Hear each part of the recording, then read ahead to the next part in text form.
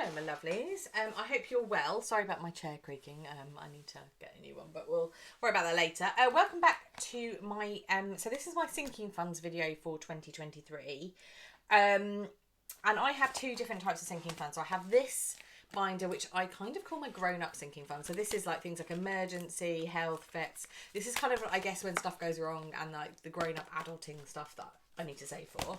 And then I have this one, which is more of my challenges and my treats. So that's got things like Christmas and treats and clothes and new bits and pieces. So that tends to be a bit more fun. And this is all kind of, I guess, like within my control. So I can control when I buy new clothes or buy a treat and stuff. And this is kind of, I guess, a more when the poo-poo hits the fan and you just need to like access your money and stuff. And so what I'm going to do, so what I've done is I have gone through and cleared out my sinking funds, and I also got some extra income this month as part of a bonus. So what I have is £5,000, which is amazing, and I know I'm really fortunate to have that amount of money. But what I've decided to do for 2023 is front stuff my grown-up sinking funds with that money, so that if anything goes wrong in the year, I kind of know I've got the cash to kind of deal with it. And I'll continue throughout the year to kind of work on the savings challenges and do that, the sort of the fun stuff. And that'll be what I'll be doing out of my weekly and monthly budgets. But this will kind of be front stuff. And I think what I'd like to do is, basically get to a position where I haven't decided if I'm going to run down the sinking funds or if I'm going to continue to top them up in a year. But I think we'll see how the first few months go and then kind of make a decision on that. But the idea is that I can front stuff these, so that, that's kind of one less thing for me to worry about. And for those of you who watch my channel, and I'm really grateful that you do, I'm almost up to 500 subs, which is just a bit, a bit overwhelming really. But I'm planning to move house probably February, March now.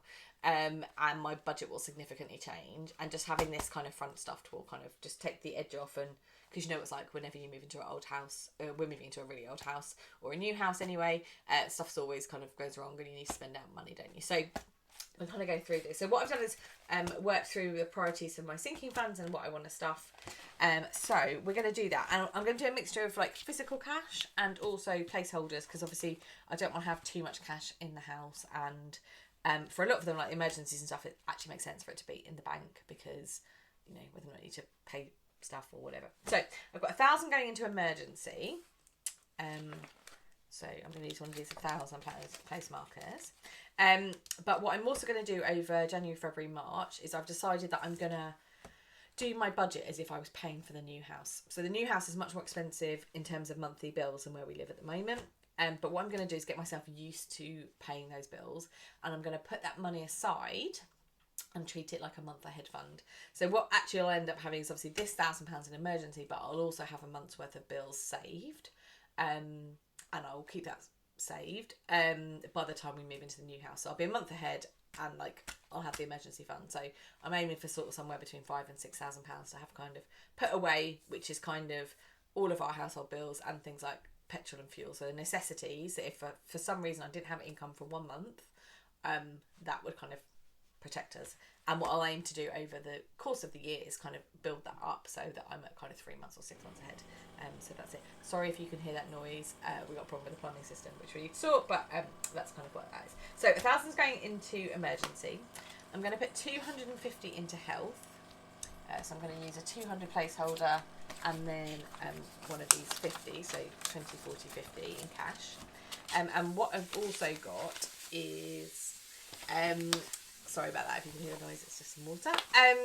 Some savings challenges, but I'm kind of going to do these in reverse. So I'm going to, instead of marking them when I save it, I'm going to mark it when I spend it, just so I can keep track. So I've got one for dental and one for opticians, and that's going to kind of go into my health envelope. Vets is going to get 500, and that is just obviously for any, we've got pet insurance, but just anything over and above where we need to pay excess or pay for incidentals and stuff, so that's getting that.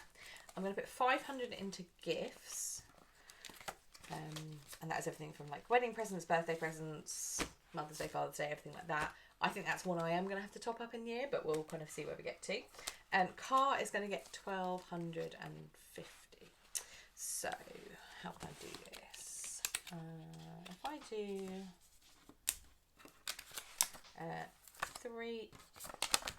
300, 600, 1,000, 250, and this is going to pay for everything like MOT, service, tax, which is due at the end of March, and I've got a separate one going for insurance. So this is just kind of all your running costs really. So 3,600,250. I've got some more placeholders coming, but you know, postal strikes, they've not got here yet. And then experiences is going to get 1,000, but I'm running out of placeholders. So what I'm going to probably do is I'll just write a little IOU, and then when my new placeholders come, that will I will do that, because a lot of this I'm going to kind of be saving in the bank. So what I'm going to do here is rub this off and then have 1,000 in there. And that is like trips, weekends away. I've got quite a busy year coming up, so that'll be good. Then I'm going to put, I got 100 extra for Christmas. So I'm going to put that into my home envelope. And that's the start of the home fund. As I said, I'm going to start a separate bank account, I think, for all the home things that go on. Sorry about that. There was a bit of a calamity in the kitchen. So I've got an extra £100 for Christmas as a gift. So what I've done is start that in the home envelope, but I will be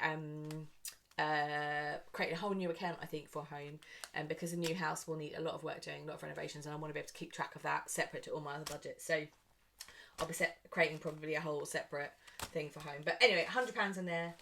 Which is a lovely start. And then finally was the growth category I was talking about, which I haven't got the late decal for, and that has got 500 going in, and that, as I say, is for things like language classes or an evening class I want to do, or anything else I want to do.